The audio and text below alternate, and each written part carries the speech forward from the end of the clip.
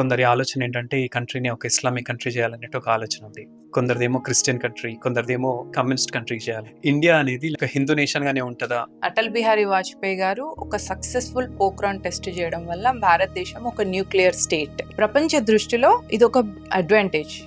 రెండో అడ్వాంటేజ్ అంటే young nation అన్నమాట. అంటే మనకి ఇక్కడ వివాహ వ్యవస్థ గట్టిగా ఉండడం వల్ల ఇక్కడ యూత్ ఎక్కువ ఉంటారు కాబట్టి రెండు అడ్వాంటేజెస్. అందుకనే పాకిస్తాన్ కూడా భారతదేశంలో అక్కడ తిండికున్నా లేకున్నా ఇక్కడ పంప్ చేస్తుంటారు మనీ. సో దట్ ఈ దేశం ఇస్లామిక్ దేశం అయితే పాకిస్తాన్ లాంటి ఇస్లామిక్ కంట్రీస్ అన్నిటికీ ఒక న్యూక్లియర్ స్టేట్ వస్తుంది. At the same time terrorism కోసం యూత్ అంతా కూడా బాగా దొరుకుతారు. అమెరికా ఏం చేస్తుంది, ఇక్కడ సిఐఏ ఇస్లామిక్ దేశం కాకుండా భారతదేశాన్ని క్రిస్టియన్ దేశం చేయాలని చూస్తుంది. ఇక్కడ మిషనరీస్ కి అమెరికా సపోర్ట్ ఉంటుంది, ఇక్కడ కూడా అమెరికా పంపింగ్ చేస్తుంటది ఫండ్స్ ని.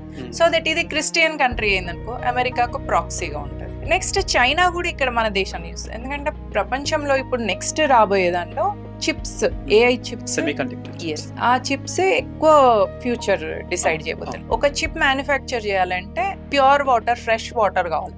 ఆ ఫ్రెష్ వాటర్ ని ఆర్టిఫిషియల్ గా తయారు చేస్తే ఆ చిప్ మ్యానుఫ్యాక్చర్ చేసిన దానికి వచ్చే బెనిఫిట్ ప్రాఫిట్ కంటే కూడా చాలా తక్కువ అవుతుంది. ఆ న్యాచురల్ గా అట్లాంటి వాటర్ ఎక్కడ ఉంటాయంటే హిమాలయాస్ లో, కశ్మీర్ ఏరియాలలో అక్కడ ఉన్న చిన్న చిన్న సరోవరాలు ఉంటాయి చూసారా, అవి best water on the planet. కాబట్టి ఒక్కసారి భారతదేశాన్ని ఆక్యుపై చేస్తే చైనా చేయగలిగితే, చైనా సెమీ కండక్టర్స్ లో చైనాని నంబర్ 1 కాబట్టి భారతదేశాన్ని ఇస్లాం చేయాలని, న్యూక్లియర్ వెపన్ దొరుకుతుంది అని ఇస్లామిక్ దేశాలు.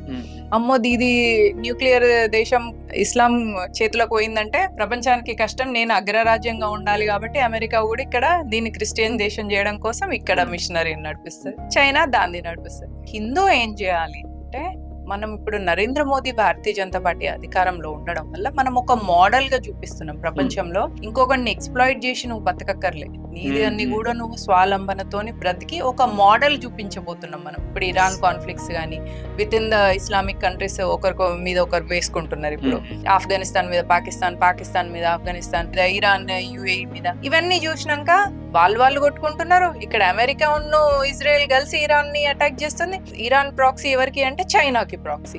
కాబట్టి వీళ్ళందరూ ఇట్లా కొట్టుకు చేస్తున్నప్పుడు ఒక మోడల్ గా మనం ప్రూవ్ అంటే ఒక లైవ్ డెమోక్రసీ లైవ్ మోడల్.